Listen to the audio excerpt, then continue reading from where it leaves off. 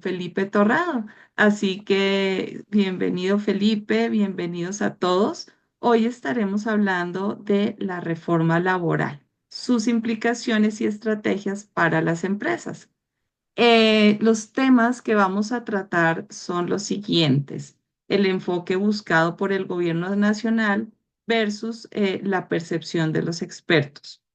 ¿Qué se mantiene y qué cambió en el trámite del proyecto? ¿Cómo se deberían estar preparando las empresas? Aspectos de mayor impacto en los cambios que subsisten. Y quinto, industrias y actividades más afectadas en la reforma. Es por esto que, pues bueno, como todos ustedes ya lo conocen, tenemos a Felipe Torrado. Él es socio director en estudios legal, abogados y consultores, y adicionalmente es nuestro vicepresidente del Foro de Presidentes.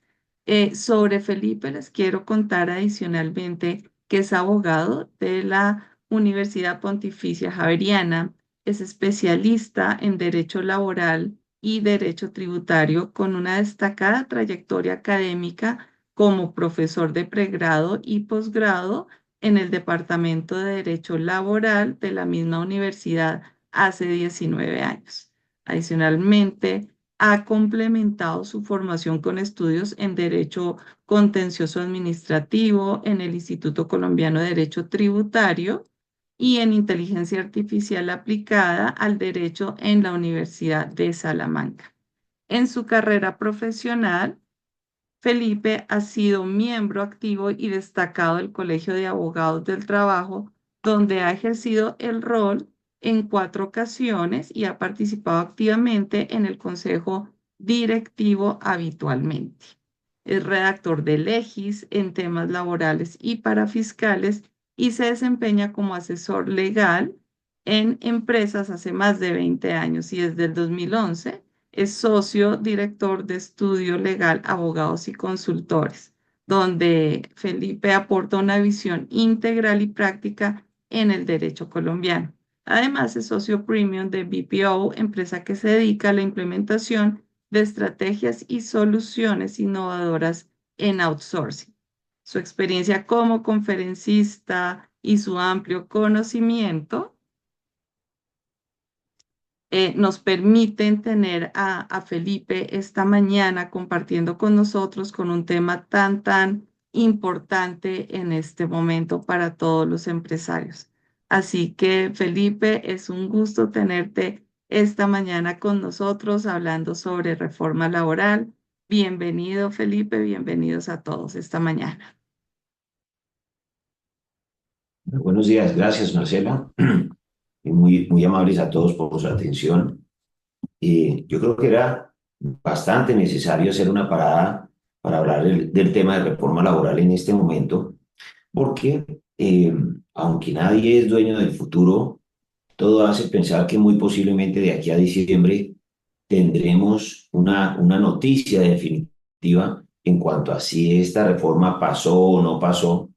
Y fíjense que el gobierno nacional, por oposición a lo que ha hecho en otras reformas, en esta particularmente ha sido flexible, ha cedido en muchos aspectos que son importantes para los empresarios, y se ha desprendido de cosas que le eran caras a sus afectos en el sentido de que eran compromisos con digamos, sus electores, particularmente con el sector del electorado del gobierno que está representado por los sindicatos. Entonces, hay que entender de dónde viene y para dónde va esta reforma laboral. Esta reforma laboral a lo que apunta es totalmente a darle prerrogativas a los trabajadores. Y eso, naturalmente, tiene que dársele contexto. No había sido el movimiento típico que se había realizado en las reformas laborales. Siempre había existido como una especie de equilibrio en las últimas reformas que se habían planteado. Y cuando uno habla de reformas laborales en todo sentido, tiene que apelar por lo menos a la ley 789 de 2002, que es la reforma laboral del primer gobierno del expresidente Álvaro Uribe. Cuando sube al poder, promueve en diciembre del 2002 una reforma laboral que sí, digamos, plegó, le eliminó algunas prerrogativas en favor de los trabajadores y en pro de la competitividad. Recordarán que estábamos en una situación económica algo urgida en esa época, pero también le hizo concesiones a los trabajadores. Lo propio la Ley 50 de 1990. Cuando uno dice Ley 50, todos los expertos en derecho laboral de trabajadores saltan y dicen, oiga, aquella fue una reforma laboral que solo hizo quitarle cosas a los trabajadores. No, la Ley 50 de 1990, que es todavía la reforma laboral más importante que se ha generado en el país y tiene un mayor peso específico que esta propuesta que se está generando, le quitó muchas prerrogativas en materia de derecho laboral individual a los trabajadores, pero al mismo tiempo le dio una cantidad de concesiones muy generosa en la parte colectiva a los trabajadores. Entonces, no había existido hasta la fecha una reforma laboral tan desequilibrada, más en un momento en donde en los últimos 6 o 7 años no han habido sino beneficios y más beneficios tanto legales como jurisprudenciales para los trabajadores. Si uno quisiera hacer solo un recuento de contexto de lo que viene pasando este año, tiene que hablar por lo menos de de los últimos 12 meses, tiene que hablar por lo menos de los ajustes, las prerrogativas, los beneficios, la generosidad que ha habido con el nuevo régimen relacionado con la maternidad y la paternidad, las distintas formas flexibles de otorgar este beneficio, las, digamos así, reglamentaciones complementarias que se han realizado en relación con el tema de teletrabajo, los temas de acoso sexual que, son que están contenidos en la ley 2365 de 2024, en donde al acoso sexual se le da una, digamos, preponderancia muy significativa en el contexto de las relaciones laborales, y así podría uno enumerar una cantidad muy larga de prerrogativas que se han otorgado, insisto yo, tanto en materia legal como jurisprudencial, en los últimos 5 o 6 años, en donde los derechos de los trabajadores no han hecho sino crecer y crecer y crecer, pero no crecer de manera neutral, sino a costa naturalmente de los números, de asumir ese crecimiento en el PIB, por ejemplo, con la ley 2101, que disminuye la jornada laboral, ¿sí? Y también de la disminución o mayor complejidad en la capacidad de administrar las relaciones laborales de las empresas. Entonces, nada es gratis y nada es, digámoslo así, indiferente para el equilibrio del manejo de las relaciones laborales. En esta reforma laboral, como en ninguna otra, empiezan a aparecer elementos ideológicos insertados en el tema laboral, de ideología de género muy principalmente, de presunciones de discriminación. Se parte del presupuesto y se ha partido del presupuesto para presentar esta reforma laboral, y eso es antipático, ¿sí? Por lo menos, y muy desequilibrado. Se ha partido del presupuesto de que el empleador es una especie, digámoslo así, de un personaje malo, es el malo de la historia. Los empleadores se aprovechan en este relato de los trabajadores y lo que hacen en esencia es, digámoslo así, explotarlos, y el gobierno con esta reforma viene en teoría a recuperar una dignidad que en realidad está dada desde la versión del Código Sustantivo del Trabajo que entró en vigencia en 1951, hace ya 70 años, ¿sí? Entonces, se parten de presupuestos sesgados, falsos, de presentaciones que a mi juicio son peyorativas y, si se quiere, son populistas, para promover una reforma que va a otorgar algo que en realidad, insistimos, ya existe, que es la dignidad del trabajador. En materia de dignidad del trabajador no solo hay ya una buena serie, una buena batería normativa, sino que además hay todo un sistema para evitar que al trabajador se le acose en el lugar de trabajo, se le hostigue, etcétera, etcétera. Eh, Tiene que decirse también como cuestión de contexto que Colombia es una, digamos, legislación, un entorno, una jurisdicción, para ser más exactos, en donde hay un sistema laboral algo competitivo. No vamos a decir que Colombia está de lejos sobrada frente a Singapur, frente a Filipinas, en materia de competitividad laboral visto desde la perspectiva de los empresarios, pero sí tiene un lugar aceptable en el contexto hispanoamericano, o si ustedes lo quieren, latinoamericano. es aceptablemente competitiva y es comparable con México en algunos aspectos, ya no tanto como antes. México está hizo algunos ajustes un poco más progresistas en materia de legislación laboral. Chile lo propio y ahora viene Colombia, ¿sí? Entonces, ese es el contexto. Sin embargo, aún así, estamos en un mejor lugar en cuanto a competitividad laboral que los amigos de Argentina, que están buscando ahora, van seguramente a buscar una buena reforma laboral en cuanto el próximo año haya legislativas, elecciones legislativas. Estamos mucho mejor que los venezolanos con su ley orgánica de trabajadoras y trabajadores, que hizo añicos la competitividad empresarial e hizo insostenibles las relaciones laborales en ese país. Estamos mucho mejor que muchos países de Europa, le hace España y muchos otros, en donde contrato de trabajo suscrito, contrato de trabajo que tiene que registrarse en el Ministerio de Trabajo, y además en donde es virtualmente imposible despedir trabajadores, cosa que querían engrupir inicialmente en esta reforma y que ya desapareció de los textos. Eso es lo que a mí me parece más relevante de contexto. ¿Qué ha pasado con el avance legislativo? Felipe, Respuesta. discúlpame, te Sí, interrumpo. Todavía no tienes ninguna presentación compartida, ¿no? no, ya la Ah, voy bueno, a listo. Solo era iniciar. para saber que no estuvieras allá solo pasando slides. No, no, Vale, no, no, no, no te preocupes. Aquí ya inmediatamente vamos a empezar a compartirla aquí. vale, Mira, perfecto, gracias. un segundito. Aceptar, aceptar, listo. Vamos a ver si me está aquí dando un poco de lidia esto. Ya,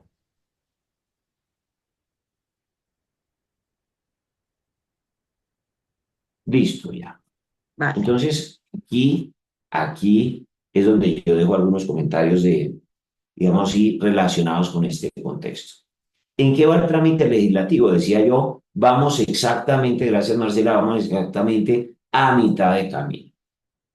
Ya le quedaría muy mal, sería, a mi juicio personal, muy mala estrategia del gobierno bajarse de la reforma laboral en este momento, porque uno no cambia de caballo a mitad del río.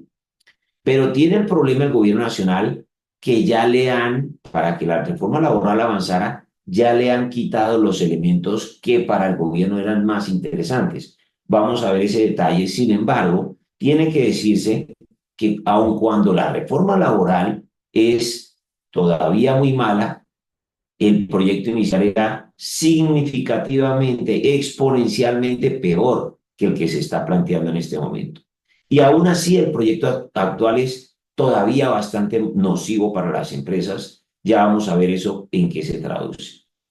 En todo caso, el avance, en temas de avance del trámite legislativo, hasta ahora yo personalmente no veo de bulto alguna inconstitucionalidad. Algunos colegas hablan de aquel tema relacionado con que esto no se presentó en la comisión tripartita al iniciarse la discusión del tema. Sin embargo, tiene que decirse que el gobierno nacional en esta, digámoslo así, versión que sale de la Cámara, se aseguró de que quedaran las constancias de que eso sí fue inicialmente a la comisión tripartita, sin perjuicio, eso sí, de que este es un proyecto que comenzó de base cero en cuanto a trámite legislativo este año nuevamente, porque el del año pasado se había hundido. ¿Sí? En cuanto a posibilidad de nuevos cambios, formalmente cualquier cosa puede pasar. Aún se pueden revivir muchas cosas y nos pueden meter en este proyecto de ley temas que ya se habían dado de baja en las discusiones anteriores. Sin embargo, desde el punto de vista de ambiente laboral, perdón, de ambiente legislativo, todo el mundo sabe que si este proyecto de reforma tuvo que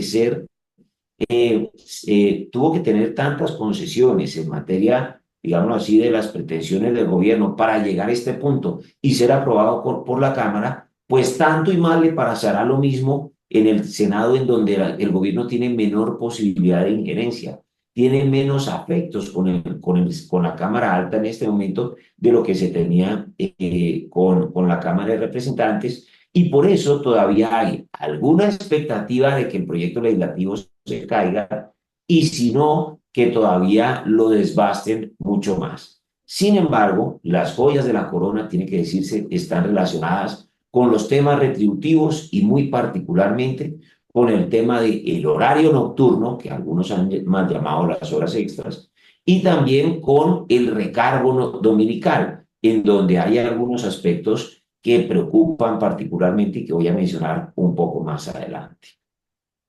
Bien. ¿Cómo ha sido la presentación del tema en la cabeza del gobierno nacional frente a lo que nosotros hemos percibido en el medio? Respuesta, pues en la cabeza del gobierno nacional se comienza por decir, no, es que la reforma laboral es parte de un mandato electoral, porque cuando hubo elecciones por allá en el año 2022, hace ya 2 años larguísimos para muchos, ¿sí? Se le dio un mandato general al gobierno para cambiar las cosas. Sí, eso será parcialmente cierto, pero todos estos temas laborales no quedaron así presentados en el plan de gobierno. Uno, dos, de hecho, recuerdo yo con total nitidez un evento académico que se hizo justamente en la semana posterior a las elecciones donde quedó, en donde se eligió de presidente al actual presidente, y en ese momento los enviados del gobierno nacional en materia laboral no tenían ni idea de qué decir, ¿no? Ellos llegaron a decir aquella reunión académica que fue en aquella época convocada, recuerdo yo, por ACOSEP, que es el gremio de las temporales, a decir, no, aquí en principio se va a vigilar mucho que todo se cumpla, pero en principio también todo está bien desde el punto de vista normativo. Ahora viene a salir que todo este tipo de pretensiones existían, cosa que no es cierta. Que en Colombia se necesita trabajo digno y decente. En Colombia hay trabajo digno y decente. Ah, pero es que se cometen excesos. Sí, pero los excesos que se cometen no son un problema legislativo. Si en Colombia se cometen excesos laborales, sí, será por motivos distintos a la existencia o inexistencia de normas laborales, que las hay y son aplicables, son vigentes, y esos excesos hoy tiene el gobierno nacional cómo tratarlos. Se ha visto, digamos así, en notas de prensa algunos excesos en materia, por ejemplo, de acoso laboral en algunos entornos de trabajo, en donde el ministerio llega como la policía a cerrar los centros de trabajo. Entonces, insisto yo, el trabajo digno y decente en Colombia existe. Lo que pasa es que no tenemos un marco regulatorio tan entregado a los intereses de los trabajadores. Hay algún grado razonable de equilibrio entre intereses de trabajadores y empleadores, y aún así la percepción promedio del empleador da lugar a pensar, le da lugar a pensar a los empresarios en Colombia que el régimen laboral colombiano es suficientemente generoso con los trabajadores. ¿Que se necesita una actualización de normas laborales? Seguramente sí, pero la actualización de normas laborales que se necesita no es la que se está proponiendo.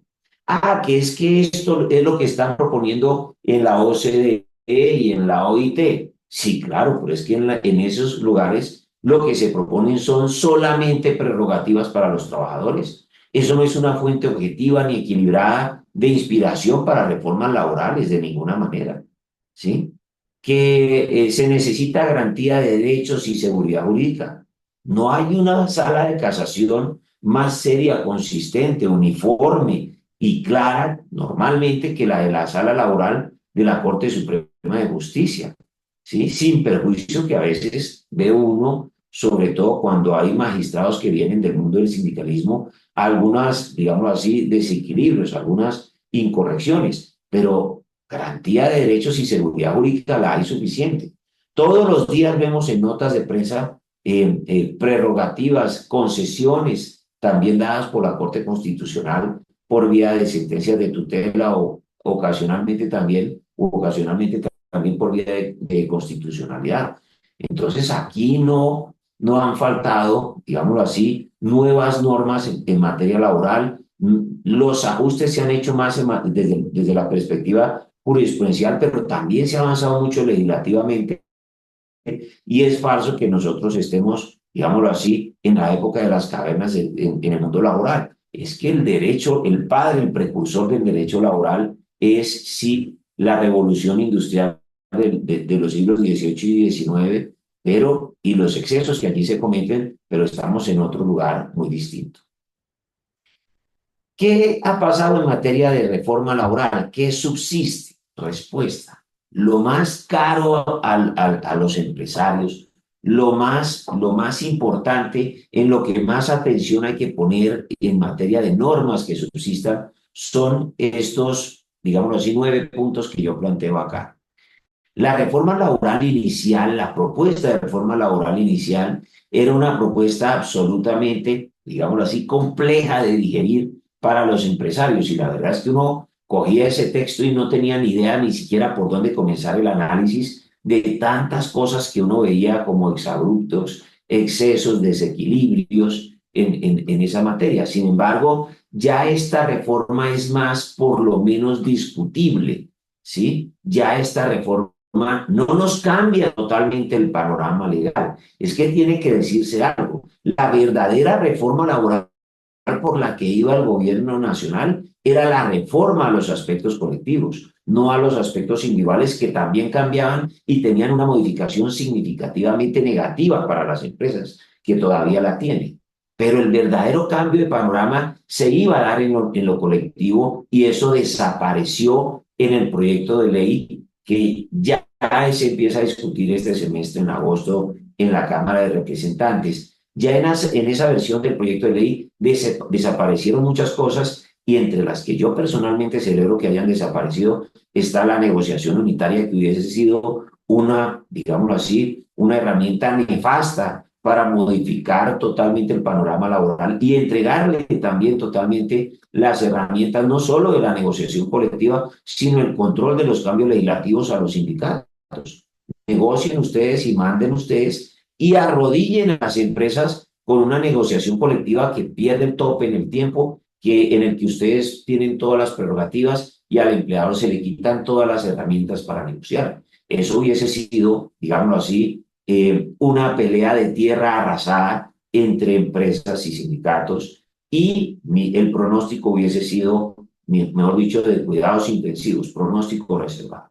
Todo eso desaparece. E insisto yo, esta reforma laboral es bastante mala para los empleados, pero al menos ya es discutible. Y el hecho de que sea discutible nos pone en el plano de que sí empiece a tener posibilidades de ser aprobada, porque ya no es un gazapo ridículo, sino que ya es una reforma laboral que habiendo cedido en esos puntos, digamos así, tan radicales, empieza a poner sobre la mesa cosas que son más difíciles de cuestionar. Y cuando ya una reforma empieza a tener cosas que son difíciles de cuestionar, tiene mayor posibilidad de pasar con 2 o 3 puntos fuertes, que son los que a nosotros nos preocupan. Lo primero que nos parece preocupante es que se modifique el objeto de la norma laboral, porque se deja de discutir una ley laboral que busca un equilibrio entre las garantías de los trabajadores y la coordinación económica con el empleador para que se empiece a enfocar exclusivamente en esas prerrogativas de los trabajadores como principio base de interpretación normativa. Eso es muy peligroso. Digámoslo así, los jueces laborales se tendrían que plegar a un criterio muchísimo más proteccionista del que ya hoy existe en materia de interpretación laboral y ustedes me dirán que el criterio que se debe usar hoy o que se usa hoy en materia laboral ya es suficientemente generoso con los trabajadores. Yo les tendré que decir que sí y aún puede serlo mucho peor. Y con esta propuesta llegaríamos a ese escenario. Los contratos laborales a término indefinido serían la regla. Hoy en día ya son la regla. Está redactado de una manera distinta. Sin embargo, habría una modificación, una variación en los contratos a término fijo y de obra o labor determinada. En lo particular, esta variación que se viene planteando ya se moderó, ya se cambió. La idea básica es que en el texto que está hoy sobre la mesa, es que al igual que hoy uno pueda tener contratos a término fijo inferiores a un año, ¿sí? Por un término inicial y 3 prórrogas, y que después de eso el contrato a término indefinido perdón, a término fijo inferior a un año, se siga prorrogando indefinidamente por términos de un año hasta cuando tenga una duración total de 4 años, momento a partir del cual ya se convierta sí, en un término indefinido. Esa es una versión mucho más moderada de lo que se venía planteando en el comienzo, ¿sí? Y es simplemente ponerle un puntico en cierto momento a la relación laboral, a partir del cual se tendrá que convertir en indefinido. Ya vamos a ver qué tiene que hacerse en relación con esto, pero vamos en una versión mucho más moderada.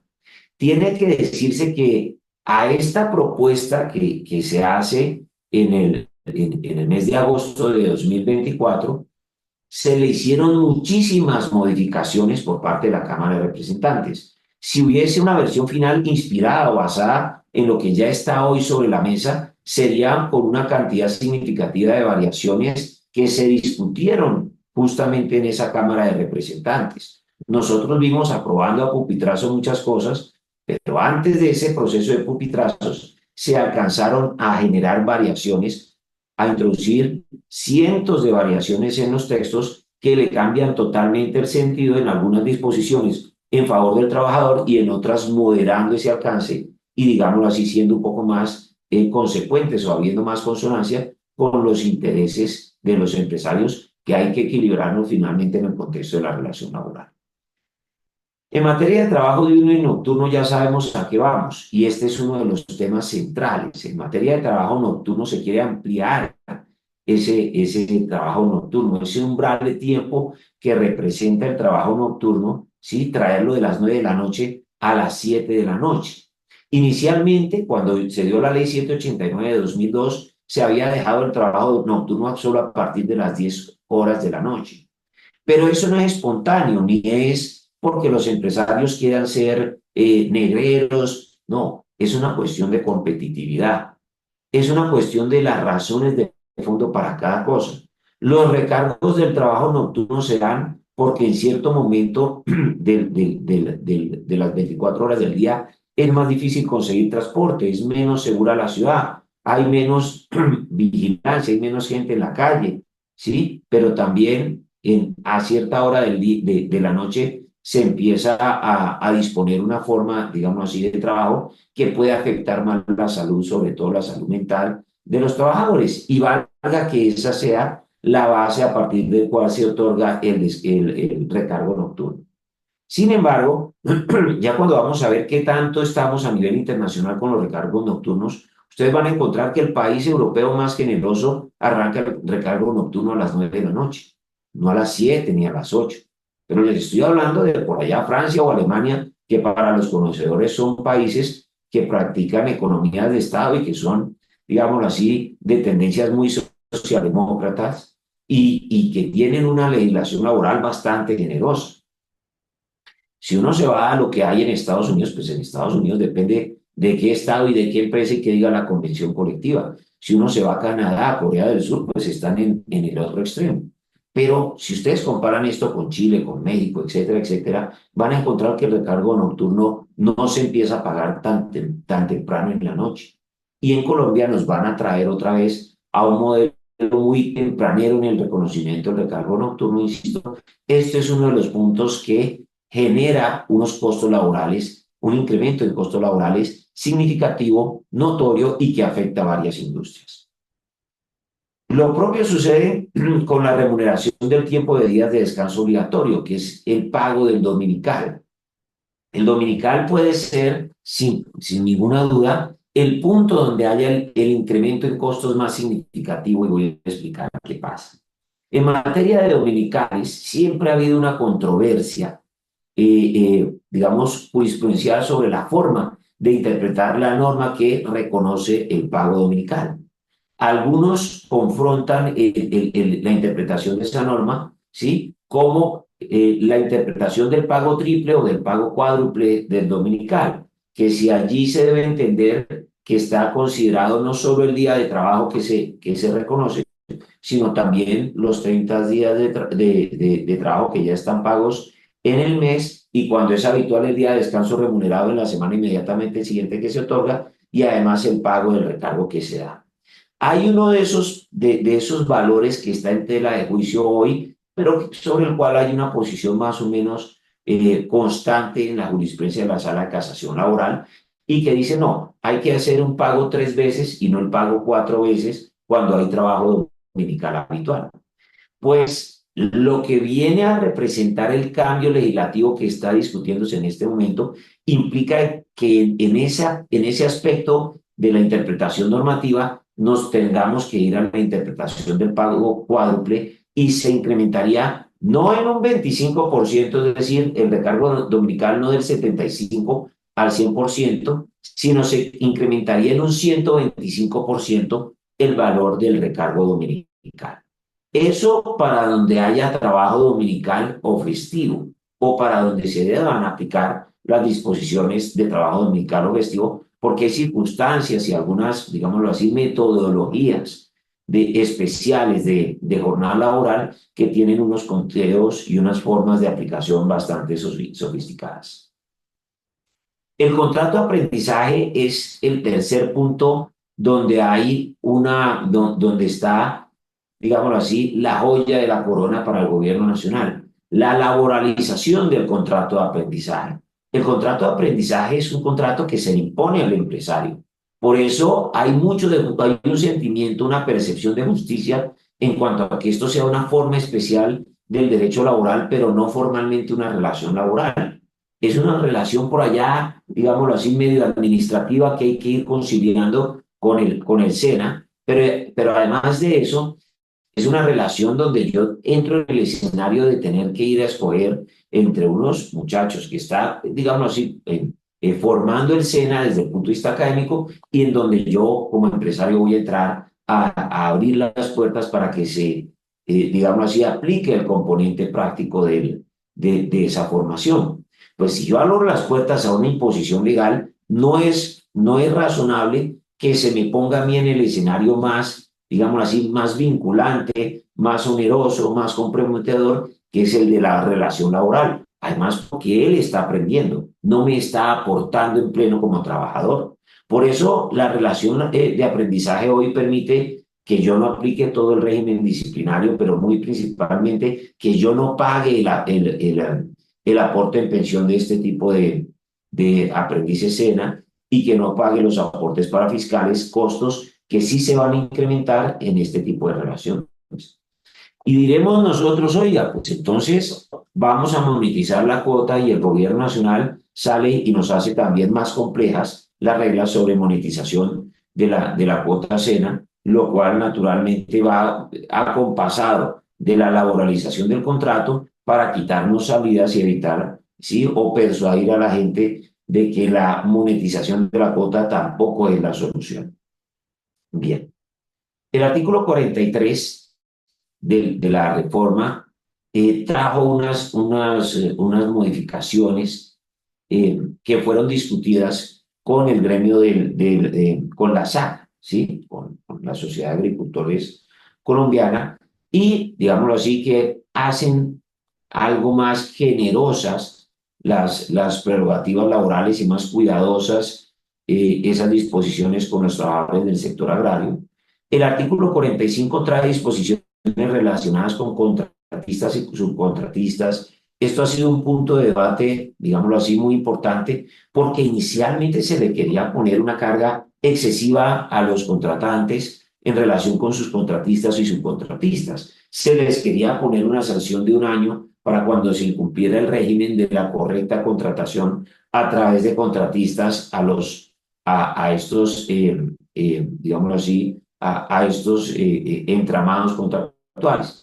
Sin embargo, eso sale de discusión, sale de los textos y hoy lo que tenemos es una norma bastante similar a la norma que inicialmente existe como base en el Código Sustantivo del Trabajo.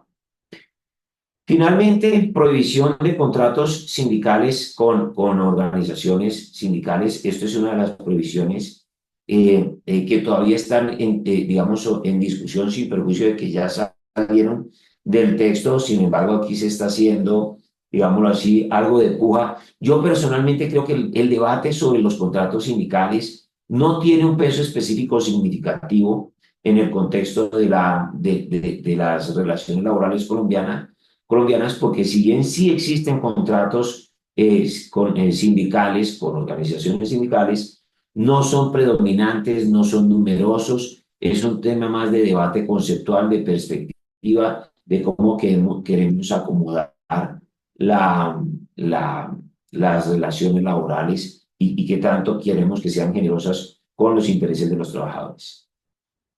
De las cosas que ya salieron de la reforma, yo quiero destacar varias que le dan un sentido importante a la reforma y la vuelven un proyecto, como he dicho yo, discutible.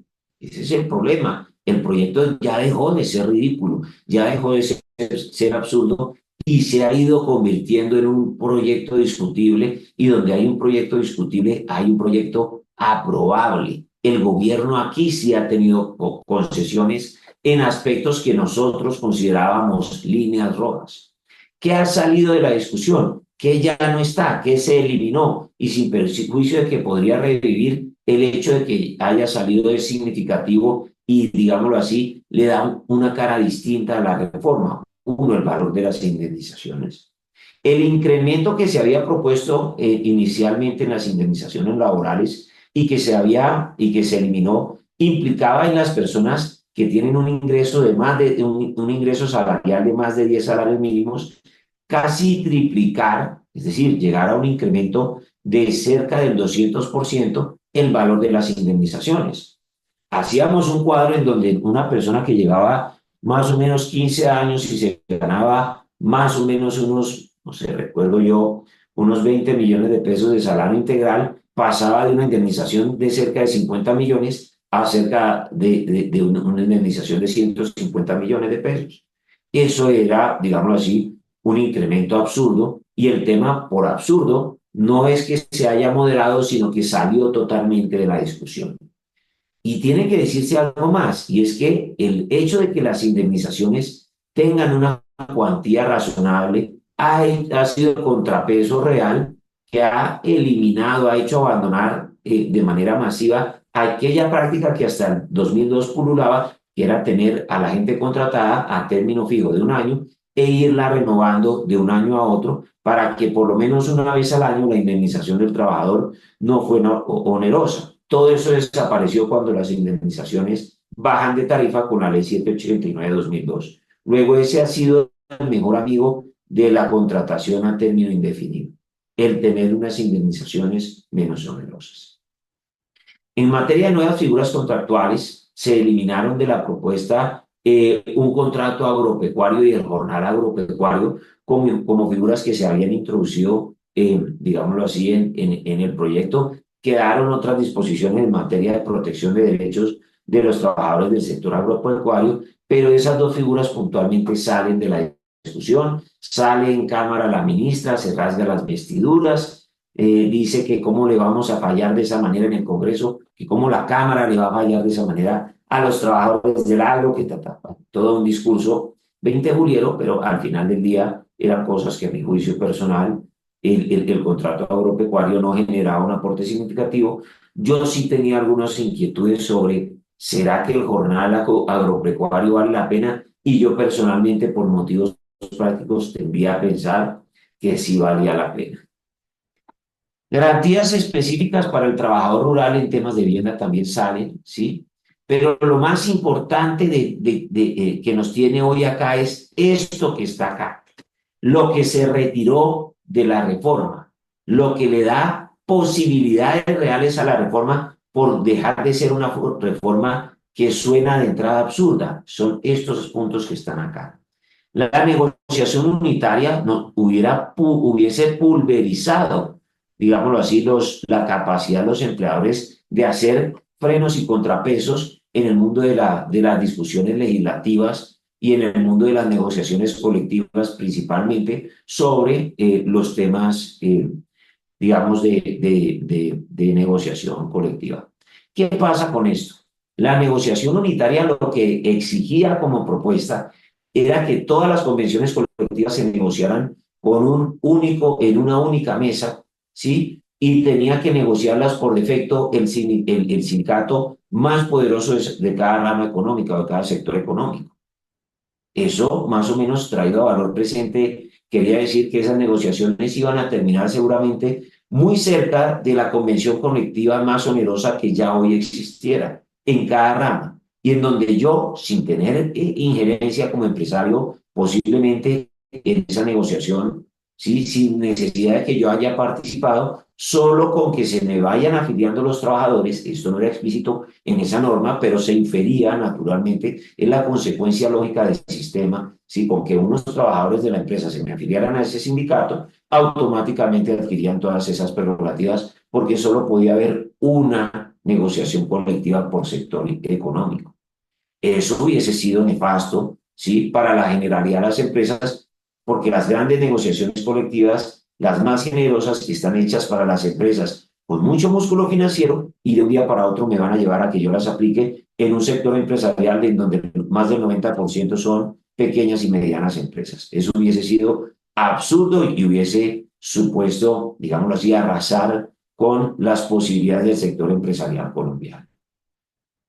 La ampliación del derecho de huelga más o menos se quería maniatar a los empleadores, además que había una especie de amalgama entre el derecho de huelga y el derecho a la protesta, en donde a los trabajadores se les permitía casi que jugar de cualquier manera, ¿sí? Y eso naturalmente generaba, digámoslo así, unos problemas o unas dificultades en el manejo de este tipo del ejercicio del derecho de huelga para el empleador. Se supone que hoy tenemos todavía unos lineamientos, los abogados y los sindicatos han aprendido a hacer algunas, digamos así, algunas trampas con este tema, meterle niños a las huelgas, digamos así, ponerle un disfraz de protesta y no de huelga para que sea más difícil para la fuerza pública reivindicar el orden institucional del momento, etcétera, etcétera.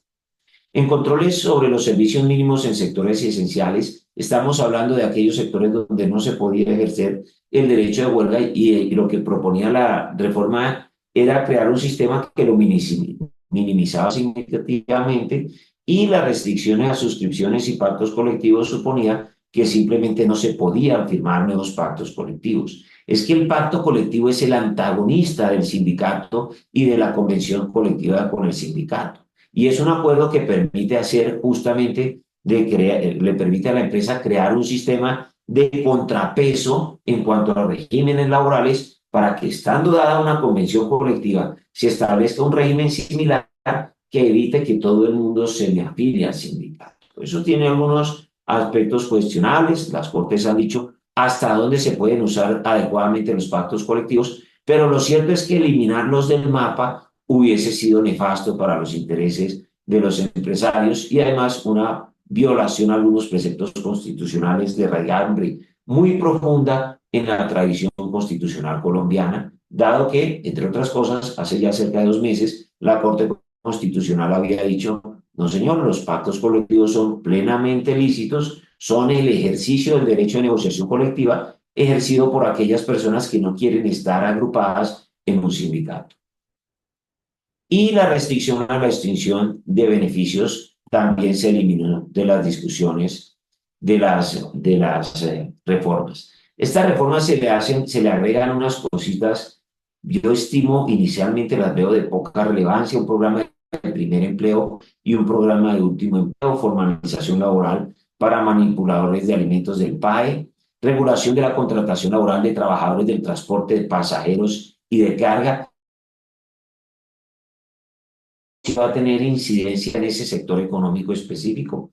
Inclusión en la licencia por matrimonio, me parece a mí que simplemente repujar otro punto más de licencias que se vienen rellenando, de las que se vienen rellenando el sistema legal o el marco regulatorio laboral colombiano, y medidas contra la discriminación y estigmatización laboral de personas reintegradas del conflicto armado. Eso es lo nuevo que se incluyó en la reforma laboral, porque sí se incluyeron temas adicionales.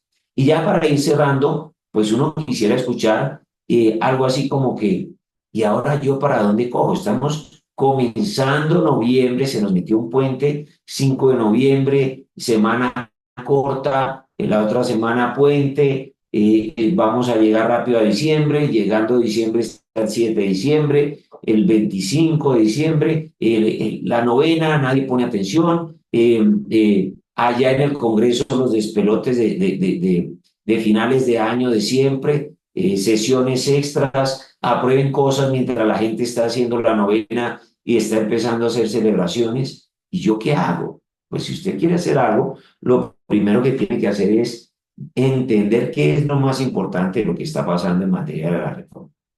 Lo más importante que está pasando, a mi juicio personal, es el incremento del horario nocturno, el incremento del recargo dominical y la laboralización del contrato de los aprendices SENA. Y eso, en lo que se traduce como primera medida, es en plata. Y si eso se traduce en plata, yo como empresario, ¿qué tengo que hacer? Pues respuesta, ¿qué hago yo financieramente a partir normalmente de septiembre de cada año y hasta diciembre?